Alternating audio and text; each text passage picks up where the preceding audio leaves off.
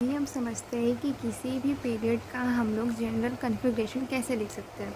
तो उसके लिए बेसिकली एक फ़ॉर्मूला होता है। ये एक फ़ॉर्मूला ऐसा है जिससे हम किसी भी पीरियड का हम कॉन्फ़िगरेशन लिख सकते हैं, जनरल कॉन्फ़िगरेशन लिख सकते हैं। अगर हमें जैसे एग्जांपल दें फर्स्ट पीरियड का लिखते हैं तो बेसिकली एंड वैल्यू हमें पता होनी चाहिए। तो फर्स्ट पीरियड की जो एंड वैल्यू होती है 1 आती है। तो उस यहाँ पे हमने 1 पुट किया, इसमें हर जगह 1 पुट किया तो हमें 1s आया। वैसे सेकंड पीरियड के लिए हमने यहाँ पे इसमें वैल्यू पुट की, ये आ गया। थर्ड पीरियड के लिए भी वैसे ही, फोर्थ पीरियड के लिए हम किसी भी, देखो यहाँ पे 10th पीरियड तक के हमने निकाल रखा है तो उसे निकालते हैं। बट एक कंडीशन हमें इसमें बहुत इंपॉर्टेंट है, वो हमें पता होना चाहिए। वो क्या होता है कि जैसे हमें पता है कि एस पी डी एफ ये और वाइटल्स हैं, और एस की जो एल वैल्यू होती है वो 1 होती है, पी की, अब यहाँ पे पी डी का जो एल वैल्यू होता है 2, ऐसे हर एक और वाइटल का अलग अलग एल वैल्यू होता है। तो हमें हमेशा ये कंडीशन फॉलो होना चाहिए कि जो एन है वो हमेशा एल से ज़्यादा होनी चाहिए।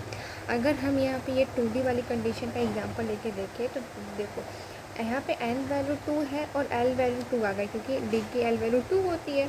तो यहाँ पे तो 2 इज इक्वल टू 2 हो गया, यानी N is equal to L हो गया। बट कंडीशन मैंने क्या बताई थी, एन की हमेशा एल से ज़्यादा होनी चाहिए, इसलिए ये पॉसिबल नहीं है, ये कॉन्फ़िगरेशन पॉसिबल नहीं है।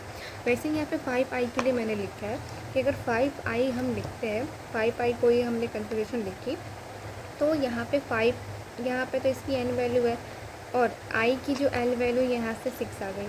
तो यहाँ पे भी देखने को मिल रहा है कि जो n है वो स्मॉलर है l से, विच मीन्स कि ये कंडीशन तो फॉलो ही नहीं हुई। तो यहाँ पे ये जो कन्फिग्रेशन है ये कभी पॉसिबल नहीं होगा। तो इसी से ये हम अगर ये कंडीशन ध्यान रखें, ये एक फार्मूला याद रखें, तो हम किसी भी पीरियड का जनरल कॉन्फ़िगरेशन फाइंड आउट कर सकते हैं।